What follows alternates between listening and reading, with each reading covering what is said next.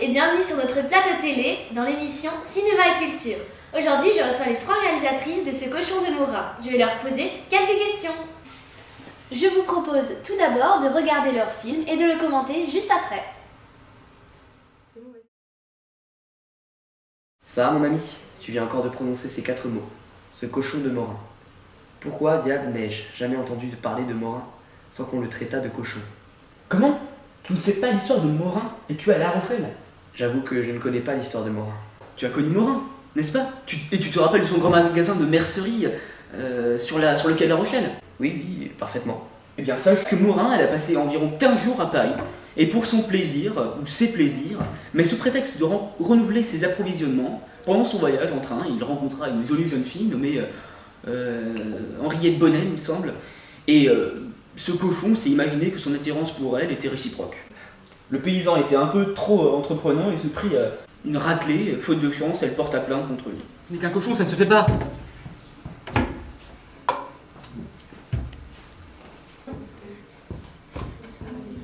Attends, il y a ma femme qui me frappe.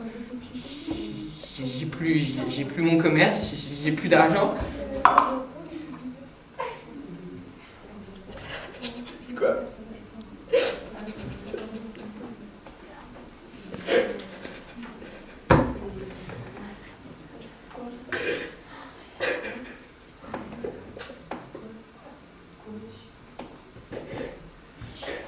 Ça va, Yves. Tu vas t'en sortir. Allez. Écoute, je vais essayer de faire un truc pour toi. Je vais essayer d'appeler un pote. Bon, espérons qu'il réponde, ce Rivet.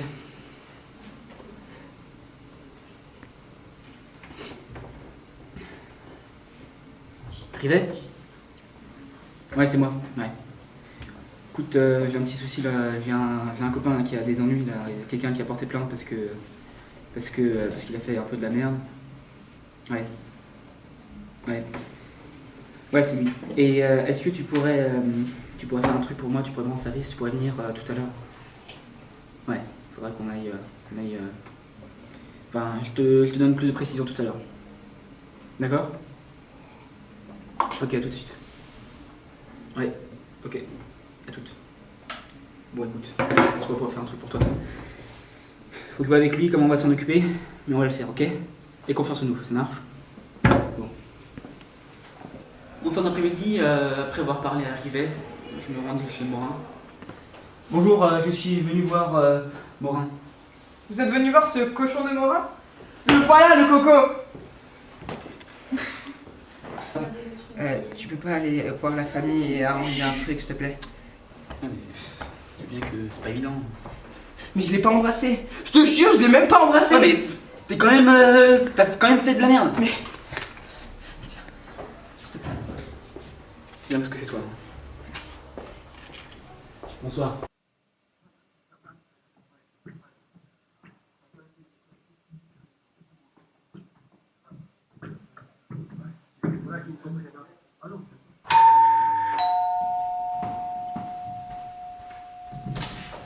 Bonjour, Bonjour mademoiselle, je me présente, je suis Bernard Labarbe, journaliste à Canal+. Henriette Bonnet. Bonjour, François Rivet. Ma tante, quelqu'un pour vous? Je commence à comprendre ce Morin. Je pense que nous pourrons arranger son affaire. J'espère bien. Bonjour, Bonjour madame, Bernard Labarbe, journaliste à Canal+. tante Henriette. François Rivet. Écoutez, nous sommes au courant pour l'histoire avec votre nièce et nous aimerions vous poser quelques questions à vous et à votre mari. Est-ce que vous accepteriez? Mon mari est actuellement absent, mais on peut faire un tour de la propriété, vous dînez ici et on verra après quand il rentre. Écoutez, nous n'y voyons aucun inconvénient.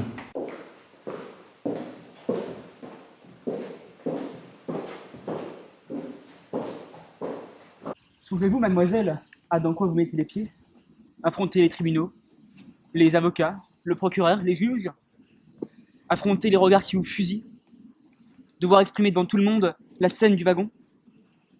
N'auriez pas mieux fait de ne rien dire, de mettre de côté ce foutu Morin et de partir de ce wagon? C'est vrai ce que vous dites, mais que voulez-vous? J'ai eu peur. Quand on a peur, on ne réfléchit plus, on ne raisonne plus. Après avoir compris la situation, j'ai vite regretté mes cris, mais c'était bien trop tard. Songez aussi que cet imbécile s'est jeté sur moi comme un furieux, sans prononcer un mot, avec un regard de fou. Je comprenais plus ce qu'il me voulait. Après, avouez aussi, mademoiselle, que vu votre beauté, il est difficile de résister à l'envie de vous embrasser. Entre des réactions, il y a place au respect. Mais par exemple, si moi, là, maintenant, je venais et je vous embrassais, quelle serait votre réaction? C'est pas pareil, c'est pas la même chose. Pourquoi cela? Bah, vous êtes bien moins laid et bien moins bête que lui. Oh, vous n'êtes pas gêné, monsieur, ne recommencez plus ce jeu-là. Madame, mon cœur est... J'ai qu'une seule envie, c'est d'être devant le tribunal pour les mêmes faits que ce Morin. Pourquoi ça? Parce que vous êtes la plus belle des créatures. Parce que mon seule envie serait de vous embrasser et d'aller devant un tribunal, me battre comme ce Morin, parce que je vous aime. Vous êtes drôle. Je ne connais pas Morin, je me moque bien de lui. Je vous ai vu ici l'an passé, vous étiez là, devant à la grille. J'ai reçu une secousse dans mon cœur. Je savais que je vous aimais. Vous étiez adorable. Et c'est comme si j'étais possédé par vous. J'ai trouvé l'excuse de ce Morin pour venir vous voir. Pour voir votre visage, que je n'ai jamais oublié depuis 1 an. Madame, je vous jure, je ne mens pas. Allons donc.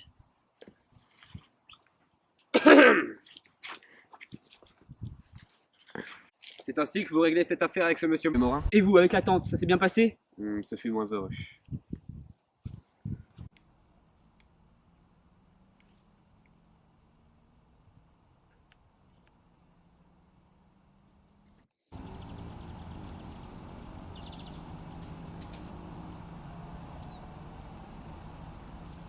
Je viens vous apporter un message de monsieur. Il dit qu'il ne sera pas là avant demain matin. Très bien. Henriette montera des chambres à ce monsieur.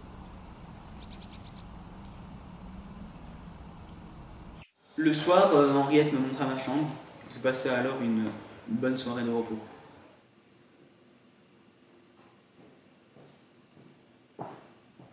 Merci.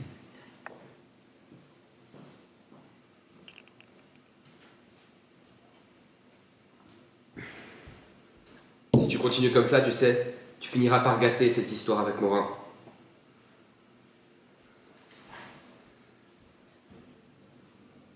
Mais il ne se remit jamais de ce coup-là. Son émotion a été trop brutale. On l'appelait plus dans toutes les contrées que ce cochon de Morin. Et puis cette épithète le traversait comme un coup d'épée, quoi. Chaque fois qu'il l'entendait, quand un voyou dans la rue criait cochon, il se retournait par instinct.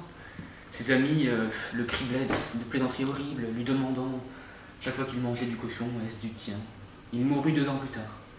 Quant à moi, me présentant à la députation, j'allais faire une visite intéressée au nouveau notaire de Toussaint, monsieur Belloncle, et une femme grande et belle, aux cheveux blonds me reçut.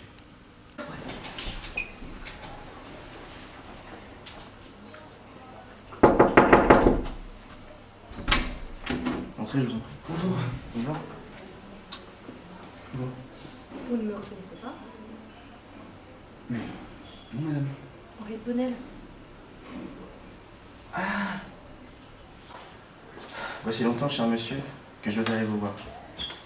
Vous savez, ma femme m'a tant parlé de vous. Oui, je sais en quelles circonstances douloureuses vous l'avez rencontrée. Mais avec elle, vous avez été parfait. Plein de tact, de délicatesse et de dévouement dans l'affaire de ce cochon.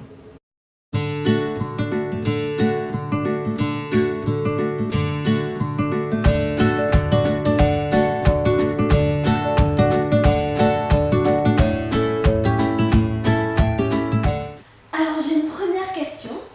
Je voudrais savoir donc, pourquoi avoir voulu adapter cette nouvelle au cinéma. Bah, tout d'abord parce qu'elle nous a plu et il fallait surtout qu'elle soit déjà adaptée au cinéma pour pouvoir la comparer ensuite, enfin, ce que nous on a fait et ce qui a déjà été fait. Et elle nous a aussi semblé relativement simple et sans trop de contraintes pour l'adapter. Et est-ce que vous avez rencontré des difficultés? Je pense que oui, mais j'aimerais savoir lesquelles donc, lors du tournage.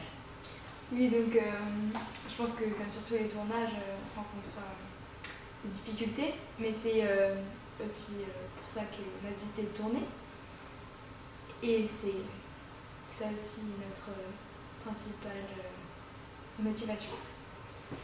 Et on a dû fixer des dates qui n'allaient pas forcément avec nos acteurs.